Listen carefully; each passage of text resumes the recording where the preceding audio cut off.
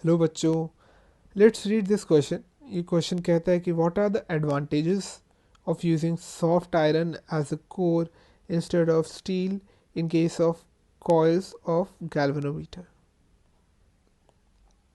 अब समझते हैं कि सॉफ्ट आयरन और जिसको हम कहते हैं हार्ड आयरन, जो कि बहुत देर तक मैग्नेटाइज रहता है, इसमें फ़र्क क्या है। स्टील जिसका एग्जांपल है हार्ड आयरन का, होता क्या है कि हम फेरोमैग्नेट्स में एक हिस्टैरिसीस कर्व पढ़ते हैं जो कि कुछ इस तरीके से जाता है। हम जब एक्सटर्नल मैग्नेटिक फील्ड बढ़ाते हैं तो इंटरनल मैग्नेटाइजेशन कुछ इस तरीके से बढ़ता है शुरू में, फिर अ, इस तरीके से घटता है जब हम एक्सटर्नल फील्ड को अपोजिट डायरेक्शन में लगा देते हैं। और इसको कंप्लीट करें तो ये कुछ ऐसा सा बन जाता है। अब होता क्या है कि जैसे हम एक्सटर्नल फील्ड को बढ़ाते जाते हैं, इंटरनल फील्ड जो है एक लिमिट तक पहुंचा, फिर जब एक्सटर्नल फील्ड को घटा रहे हैं तो ये इंटरनल फील्ड जो है वो पूरी तरह से ख़त्म नहीं होता है, ये रिटेन करता है। इसको हम कहते हैं रिटेंटिविटी।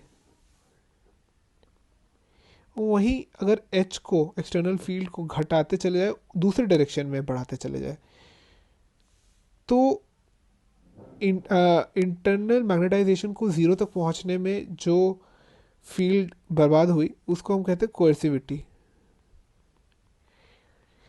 अब सिंपल सी बात है, सॉफ्ट आयरन में retentivity and coercivity are low, and steel के केसेस में जो हार्ड मैग्नेट्स हैं, स्टील में इट्स हाई।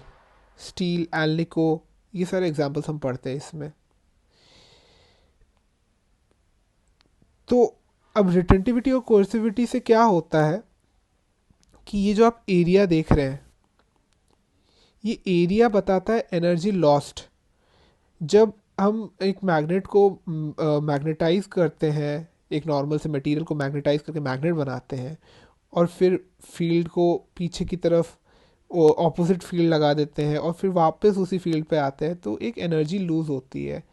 और हमको मैग्नेटाइजेशन डीमैग्नेटाइजेशन का जो प्रोसेस है, ये लगातार करते रहना पड़ता है गैल्वेनोमीटर जैसे डिवाइसेस के केस में। तो ऑब्वियस सी बात है कि हम अपने डिवाइस में हीट लॉस को तो रिड्यूस करना चाहेंगे, इसलिए हम स्टील जो कि एक हार्ड मैग्नेट है उसके जगह एक सॉफ्ट मैग्नेट जैसे आयरन को, सॉफ्ट आयरन को यूज़ किया करते हैं, ताकि हम रिटेंटिविटी और कोर्सिविटी को कमा सके और हीट लॉस को कमा सके। आशा करता हूँ ये कॉन्सेप्ट आपको बड़े अच्छे से समझ आ गया होगा। Hope all the best for you. Thank you.